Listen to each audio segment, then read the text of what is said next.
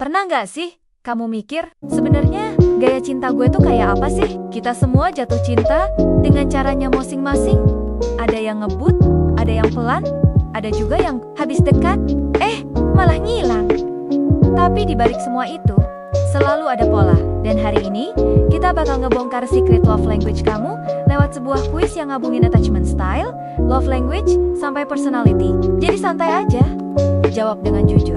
Dan izinin diri kamu kenal sisi hatimu yang mungkin jarang kamu lihat. Bayangin kamu baru pulang dari first date, masih anget, ada yang langsung overthinking, ada yang lanjut flirting, ada yang chill kayak habis nongkrong sama teman lama, ada juga yang diam-diam udah ngerancang dekor pelaminan, dan ada yang tiba-tiba hilang 3 hari.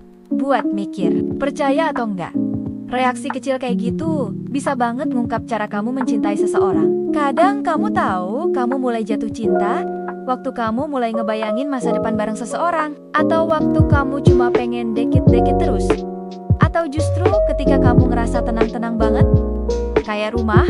Tapi ada juga yang jatuh cinta sambil ketakutan, deg-degan, tapi juga insecure, atau yang mikirnya rasional banget. Cocok nggak ya buat jangka panjang? Dan itu semua valid, itu semua bagian dari cara kita belajar mencintai. Yang menarik, setiap jawaban kamu bakal ngarahin ke satu gaya cinta tertentu. Ada yang hatinya gampang banget ngasih dan ngasih, sampai kadang lupa nerima balik. Ada yang penuh passion, panas, intens, tapi begitu suasana jadi serius, malah mundur perlahan. Ada yang stabil, dewasa, tenang, tipe pasangan yang bikin hidup gak drama. Ada juga si pemimpi yang jatuhnya cepat, rasanya dalam, dan kadang lebih jatuh cinta pada potensi seseorang daripada orangnya sendiri. Dan terakhir, ada si strategis yang mikir cinta itu hal yang harus dibangun, bukan sekadar dirasain, terkendali, rapi, masuk akal.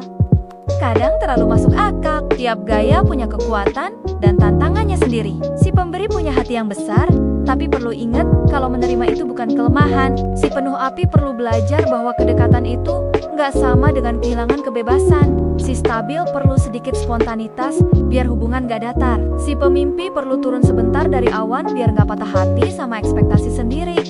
Dan si pemikir kadang harus berhenti mikir dan mulai ngerasain. Pada akhirnya, gak ada cara cinta yang paling benar.